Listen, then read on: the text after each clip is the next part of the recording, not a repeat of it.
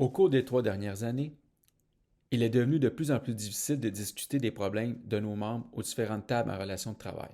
De plus, durant les 2 dernières années, la majorité des représentants syndicaux ont dû s'orienter à des plateformes en ligne pour leurs discussions.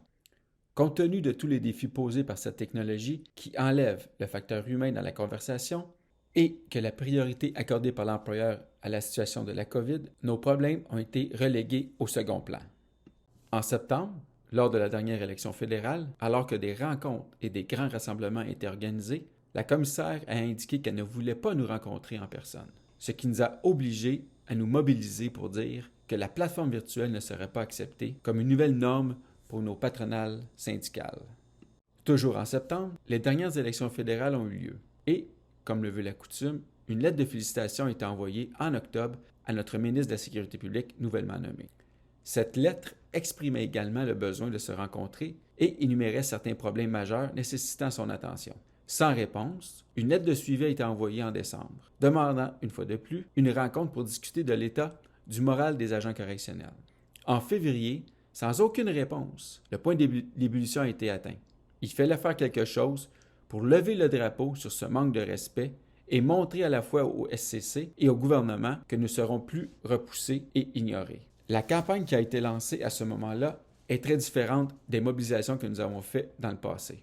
Habituellement, nous nous mobilisons pendant les négociations avec toujours un objectif. Et nos membres, ou du moins le comité de négociation, voient les résultats de cause à effet assez rapidement. Cette campagne, bien que l'issue soit entièrement entre les mains du SCC, ne devrait pas connaître de succès immédiatement. Elle implique un certain nombre de mauvais traitements historiques et essentiellement un changement dans la culture du respect entre UCOSEX et SN en tant que principale partie prenante du SCC et la direction. C'est pourquoi un baromètre de succès a permis de mesurer la volonté de l'employeur de régler certains problèmes relativement simples à corriger. Si nous avions été entendus sur les problèmes prioritaires, alors il aurait été possible de discuter des autres préoccupations de nos membres.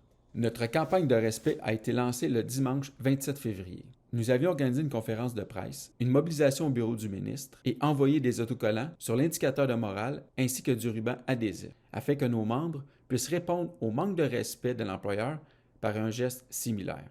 Le premier jour de notre campagne, aucun responsable du SCC n'est venu nous voir pour comprendre l'objectif de notre manifestation. Le lundi, la commissaire a appelé. Toutefois, sa principale préoccupation était l'image de l'uniforme face au public, par le fait de cacher l'écusson. Elle a indiqué qu'il s'agissait d'un problème de santé et de sécurité et a rapidement précisé que des mesures disciplinaires seraient prises si on refusait de retirer le ruban adhésif lors des escortes. Au lieu d'essayer de comprendre nos problèmes et les raisons de notre mobilisation, de travailler à résoudre la situation, elle a utilisé des tactiques d'intimidation.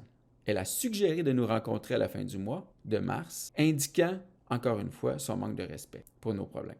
Nous lui avons répondu à ce moment que nous modifierons notre tactique de mobilisation lorsqu'on sera en contact avec le public, en mettant une petite bande de ruban adhésif. Bien que nous ayons à nouveau fait preuve de bonne foi, la commissaire n'a pas modifié sa réponse et a continué à imposer des mesures disciplinaires à nos membres. Pendant l'appel téléphonique du jeudi 3 mars, la commissaire est informée que si elle prenait nos préoccupations au sérieux et acceptait une réunion la semaine suivante, nous cesserions de couvrir les écussons pendant les escortes. On nous a assuré que nous aurons une réponse le jour suivant. Toutefois, ce n'est qu'à la fermeture des bureaux le vendredi que nous avons reçu une invitation pour une rencontre le 10 mars. Entre-temps, le vendredi matin, d'autres membres ont été envoyés chez eux pour avoir maintenu la position du syndicat.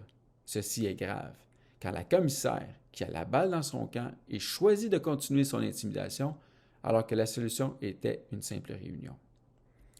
Néanmoins, nous avons obtenu une réunion la semaine suivante.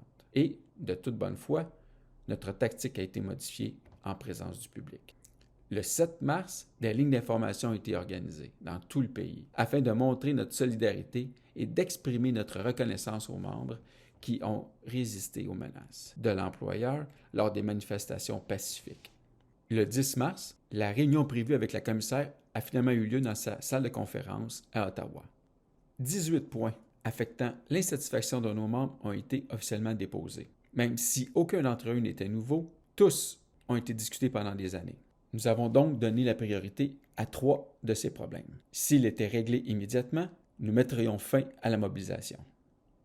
La commissaire a mentionné qu'elle irait de l'avant avec l'une d'entre elles et enverrait une directive aux régions afin de mettre fin aux enlignements pris de certaines gestions locales de s'opposer aux réclamations en CNESST en lien avec la COVID.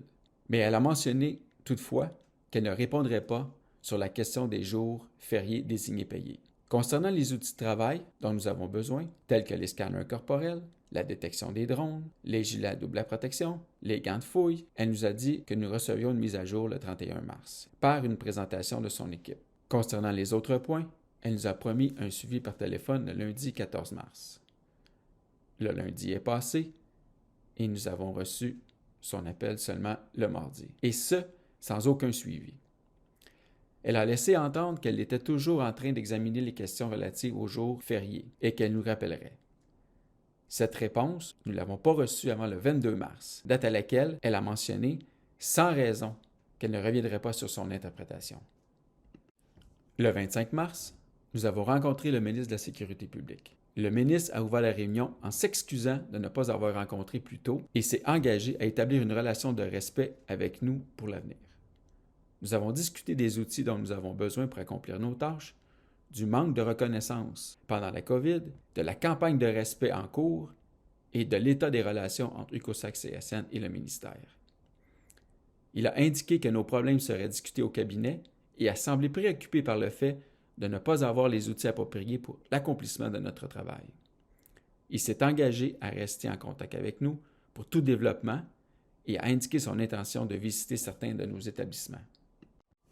Le 28 mars, un message vidéo expliquant l'état de notre mobilisation a été mis en ligne sur Facebook. Ce message visait intentionnellement la commissaire, car il est devenu très clair au cours de cette campagne que la commissaire a le pouvoir de changer les choses et n'a pas voulu le faire, ce qui a nui à la relation avec les représentants du COSAC-CSN.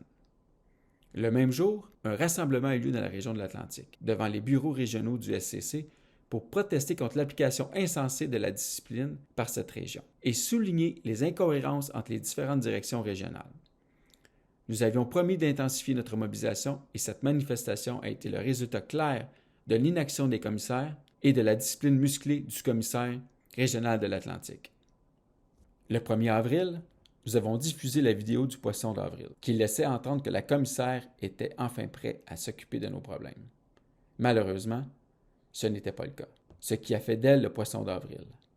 La même semaine, nous avons également tenu des lignes d'information et une pétition qui faisait valoir notre opposition à la commissaire. Cette pétition, déjà signée par des milliers d'agents correctionnels, de gestionnaires correctionnels, d'agents de libération conditionnelle et d'autres employés, se poursuivent. On dit souvent que lorsqu'une équipe de hockey commence à échouer, on ne va pas changer tous les joueurs. On commence par changer l'entraîneur. C'est là où nous en sommes aujourd'hui. Notre commissaire n'a pas rempli le mandat qui lui a été confié lors de sa nomination, à savoir créer un lieu de travail respectueux, exempt d'intimidation et de harcèlement. Elle n'a pas réussi à gagner la confiance des employés du SCC et de leurs représentants, qui sont les principaux intervenants.